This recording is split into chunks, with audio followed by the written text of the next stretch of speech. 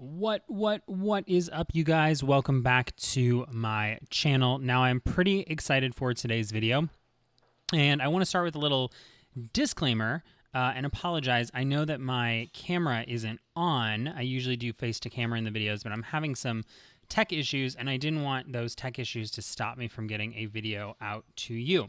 So in this week's video, I'm going to be walking through the top 8 3-star monsters that you want to obtain in the game if you want to advance. Now, this comes with a little disclaimer. I'm actually on my main account where I'm totally pay to play, no shame about it. I invest quite a bit into this game, playing it and collecting the monsters, and that's something that I enjoy doing. So this account is a little bit older. So these are like the OG top 8 monsters that I would recommend. There's been some monsters that have come out since then, or that some of the buffs for the game have made even better. And I'm going to talk about a couple of those monsters, but I don't have them or have them really fully skilled up or maxed out on this account, but I'm going to talk about them as well. So with that being said, let's dive into the top 10 monsters you want to have, top 10 3-star monsters in Summoner's War. So no bones about it, my number one pick for 3-star monsters is Belladon. Now, Belladon is a great monster, fondly goes by just Bella to most people who play the game, but she has some really good benefits, and the biggest thing is that she is our go-to healer. So what's nice about her healer, and I do have my Bella 2A, but I don't have maxed out, so I'm going to talk about their skills at max level. At max level, she can recover allies' HP by 35%. So that's a really good position to be in, to basically be able to say, hey, at any point in time, every 4 turns, I can recover my team by 1/3 of their HP. That's a pretty powerful skill. Her other skill that's really nice is Seize. So this actually attacks the enemy and removes beneficial effects, whether she's 2A or not. You're able to remove beneficial effects. And this is really great for some of the PvE, but especially in PvP. It can be really useful when you've got a single target on the other team that's got buffs that are really efficient that you want to overcome. So having that Seize attack is really great. And then in PvE, it's really good for both Giants B10 and Dragons B10. It's a really powerful skill to have. And then Scratch doesn't do anything overly special, but it does lower an enemy's defense. This is good for bosses, especially in TOA. This can be really, really beneficial. So overall, number one pick for top 8 3-star monster would have to be Belladon, and she is pretty legit. So let's look at what would be my number 2 monster, and that's going to be Bernard. Now, Bernard, I actually don't have him in my inbox, so we're just going to pull him up real quick here. Bernard is the Wind Griffin, and the Wind Griffin is pretty useful early on, but I want to specifically talk about this one skill he has that makes him kind of a really nice monster, and that's Tailwind. And basically, what that does is it increases the attack bar of all your allies by 30%, and increases their attack speed for 2 turns. So this is really good for teams where you need to move fast. So that makes Bernard fantastic for early stage GB10 teams. It also makes him really good for rush PvP teams, where basically your goal is to go first, deal massive damage, and take out the enemy. He's really good for that. His other skill, Body Slam, weakens the attack and defense, which can be useful, like not an overly unique, but a useful skill. And then the other thing is that his damage increases on his first attack with your attack speed. So basically, with Bernard, you have this really good opportunity to make him go first by getting his speed up into the triple-digit couple hundreds. People with good Bernards can get their Bernards up to like 300 speed.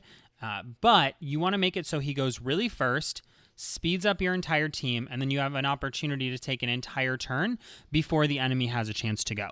So that's what makes Bernard my number 2 pick. My number 3 pick is actually based on game progression, and that's going to be Spectra. Now, Spectra is the Fire Griffin, And Spectra is really useful in a lot of ways, but she's a support monster. And I want to talk about these skills that she has that are really, really beneficial, specifically for PvP or PvE, and even more specifically for Tower of Ascension. Now, just like Bernard, you want Spectra to have good attack speed because her first skill scales with attack speed. But what's really worth noting is that her second skill, it takes 10% of your HP, but it deals damage proportionate to the enemy's max HP.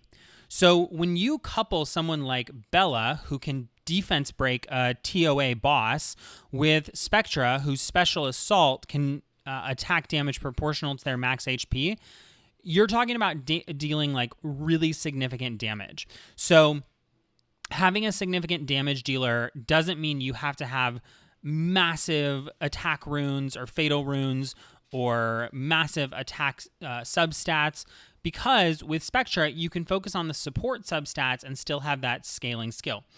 And then the other thing she's got, which is really nice, is that she's got Backlash, which decreases the attack bar by 30% and decreases attack speed. So just in the same way that Bernard speeds up your team, Spectra slows down the enemy team, which makes her really, really useful for any situation where you need to move fast, but make sure that the other team is also moving slow. So that's what puts Spectra at my number 3 pick. I think that she's absolutely worth having, and really, Bella and Bernard are going to help you get through GB10. Spectra and this next pick are going to help you get through TOA. And that next pick that I want to talk about is Mav. Now, I love Mav as a 3-star monster, very obtainable. There's a good chance if you're watching this and you've been playing for more than a couple months that you've already summoned a Mav. I feel like I'm constantly summoning the Wind Penguin Knight. But what's really nice about the Wind Penguin Knight is that when fully skilled up, he has really, really good attacks for crowd control and speeding up your team. So her first skill is really nice because 40% of the time it will actually, 50% of the time it will actually stun the single target that you hit. So really good for Tower of Ascension. Because you can single target crowd control with Mav. The second skill is also really beneficial because when max skilled up, you have a 100% chance to provoke the enemy to make them attack you. So basically, when max skilled up, what's really cool is that your Mav will recover 45% of his HP and then force the enemy to attack him.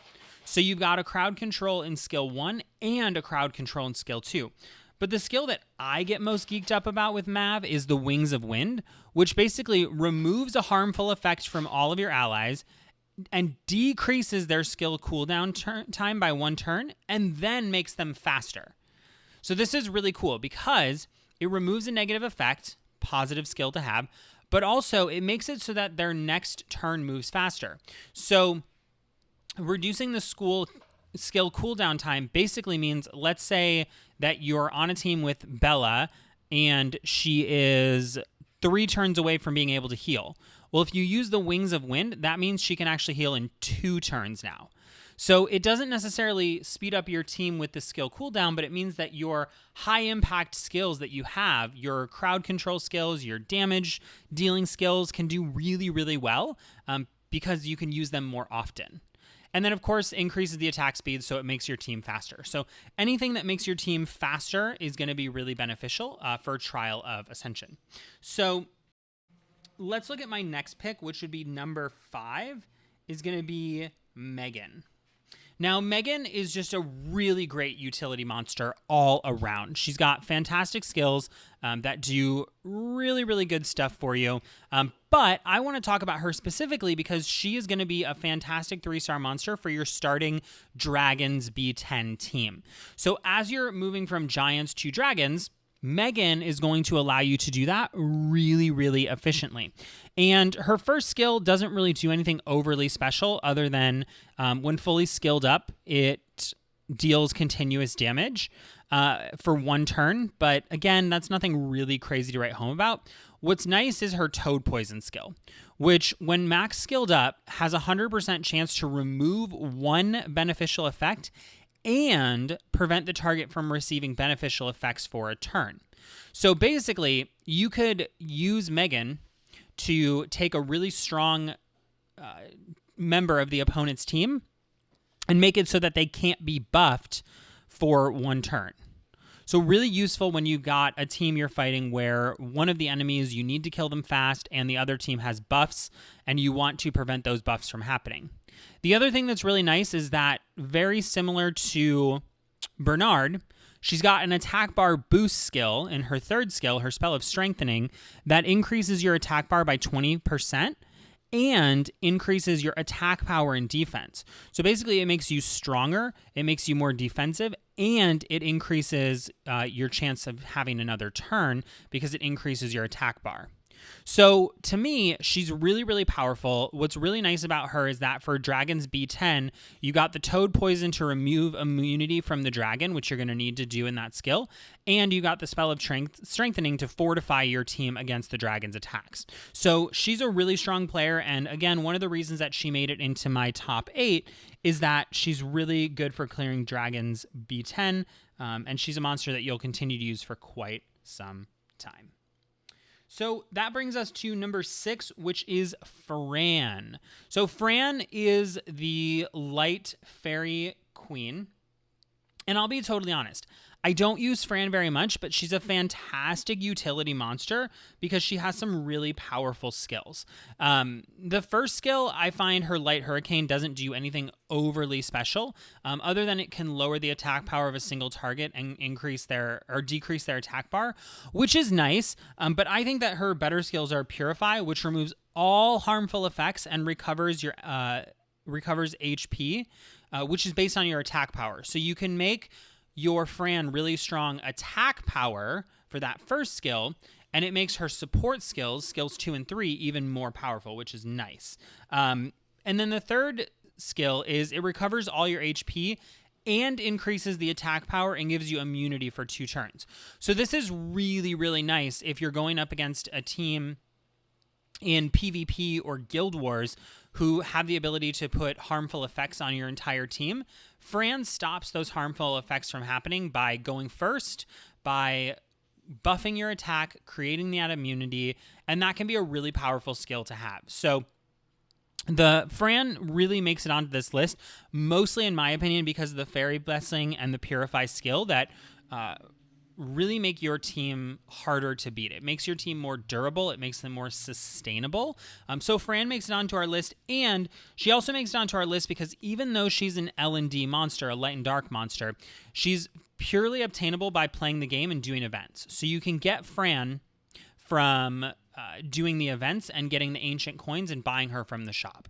So really beneficial there. Now, the last 2 monsters that I want to show you are dark monsters that are a little harder to obtain, but you definitely want to be on the lookout for. And the first one is Basalt. And Basalt makes it onto our list because he's fantastic for Trial of Ascension. He's towards the bottom of our list because he's a little harder to obtain. But when you have Basalt, you put yourself in a really powerful crowd control, sustainability, and speed decreasing position. What do I mean by that? Well, first things first, Basalt's first skill charges towards the enemy and provokes them with a 50% chance. And you'll see that as you skill him up, you have an 80% chance to actually provoke the enemy. Okay? So he's got a provocation, which is nice because his second skill, it recovers the HP of your allies and increases their defense.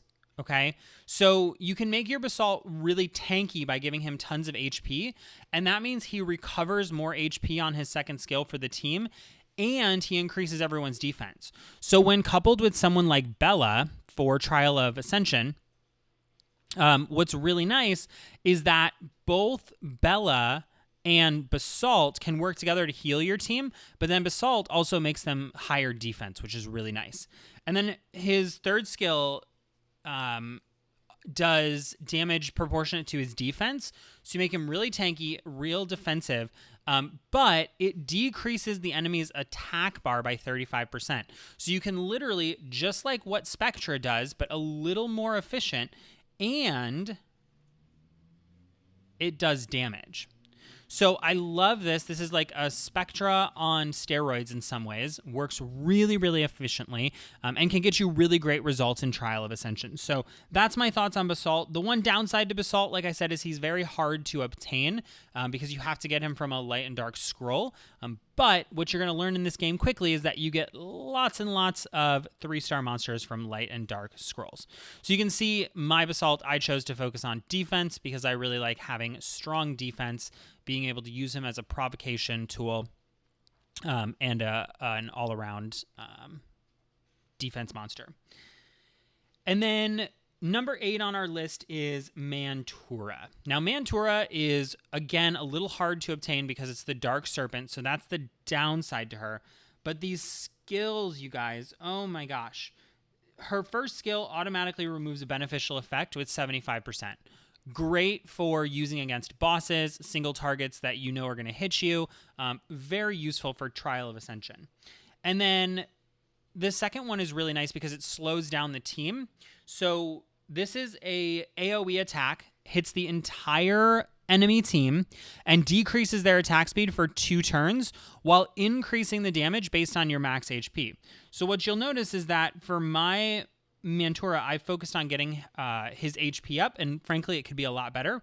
But that's because that second skill will do more damage based on my HP, and so does my third skill. But this third skill, you guys, is everything. So it deals 2 effects to the enemy, and that is continuous damage and lowered defense for 2 turns.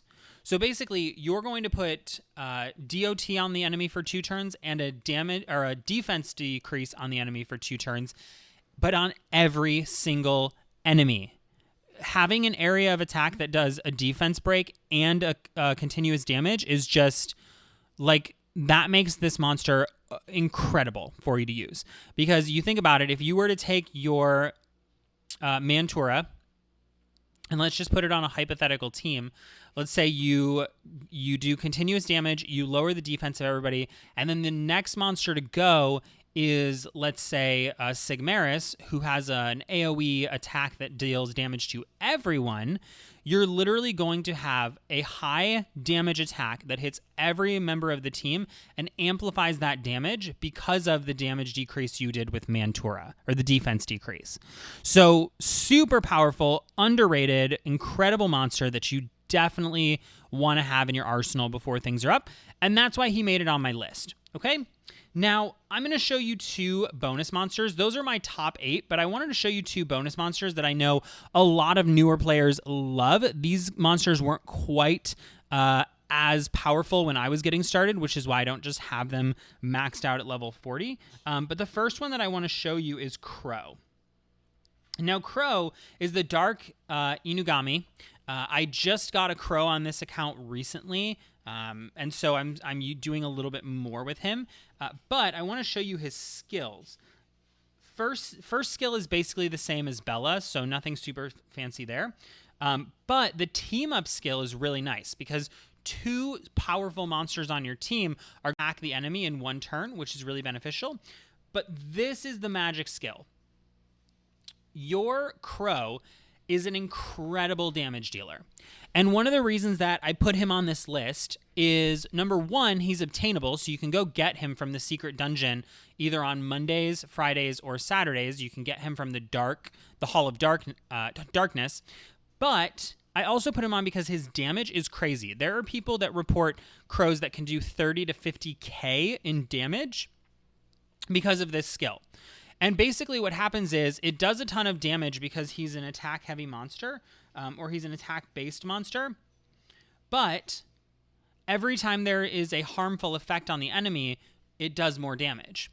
So think about coupling him with like a Mantora, where you could have a slowed enemy, a lowered defense enemy, and a damage over time enemy. And that would increase your damage by like 150%, 50% for each harmful effect. So his damage stack is really, really powerful, which makes him great for bosses, really good for an early GB10 team if you're lucky enough to get one or you spend the time getting one. Really powerful for GB10. So definitely something to consider. And then the last monster that I'm going to mention, I actually don't have one on this account, which is a little blasphemous, but that's the Light Cowgirl, and that's Lauren. So the Light Cowgirl becomes Lauren, and what's really nice about her is that all of her skills have this passive effect, which decreases the enemy's attack bar by 20% each attack, and lowers their defense by 70 for one turn with a 75% chance. So basically, every time Lauren attacks, there's a chance that she decreases their attack bar and weakens their defense. Now, she doesn't hit multiple targets usually. So, and I don't know why I said usually, ever. She doesn't hit multiple targets ever. But what's nice is that her silver-plated bullet attack removes one beneficial effect and disturbs HP recovery every bullet. So she hits the enemy twice, and there's a 60% chance to remove a beneficial effect and disturb HP recovery. So that can be really beneficial when you're fighting a monster with immunity, to remove their immunity and replace it with an HP recovery disturb. And then her third skill, it shoots 3 projectiles, or 3 bullets, whatever you want to say, and each one has a chance to slow the attack speed. So basically, her thing is that she breaks down and slows down monsters. So she's really good for bosses. She's really good for early game players because she's very accessible. You can get her on a Friday, Saturday, Sunday by going to the Hall of Light and getting the Lauren Secret Dungeon, or having a friend who's got the Lauren Secret Dungeon share it with you. But yeah, so those are my top 10 picks. So just to kind of recap every pick that I went through and some of the highlights. First up, we had Bella. Fantastic healer. Definitely a monster you want to get early on in the game. We talked about Bernard, who I think is in my monster storage, but I won't make you sit here while I go find him. We talked about Bernard, who's got that really powerful Tailwind skill that makes your team faster and increases their attack bars, so really powerful for rush teams. We looked at Spectra, and we talked about how she's got that slowdown effect, which is great, but she's also got that max HP scaling which makes him really, really good for bosses, especially in the Trial of Ascension. We then talked about Mav, and we talked about how I love Mav because he stuns, he provokes, but most importantly, he reduces skill cooldown time and removes harmful effects, which is super powerful for Trial of Ascension. And then I took you over to Megan, and I talked about how Megan is really, really great for your Dragons B10 beginner teams and your Dragons B10 face teams, and why you definitely want to be using her. Then we talked about Fran, who admittedly I don't do a ton with, but is really great for early game Guild Wars. Fantastic second and third skills that heal and give you attack power and immunity. And then I talked to my last 2 monsters were Basalt and Mantora. Again, hard to obtain because they are monsters you can only get from Light and Dark Scrolls, but they're 3-star monsters, so they made it onto this list. Definitely recommend that if you even see them, engage with them, are lucky enough to get one, that you absolutely keep it. And then for a little bonus, we talked about 2 monsters that I don't have max skilled up, but that I think are really beneficial for early game players and even late game players. And that first one is Crow, which is the Dark Inugami when you awaken him. And then the other one that we talked about was Lauren.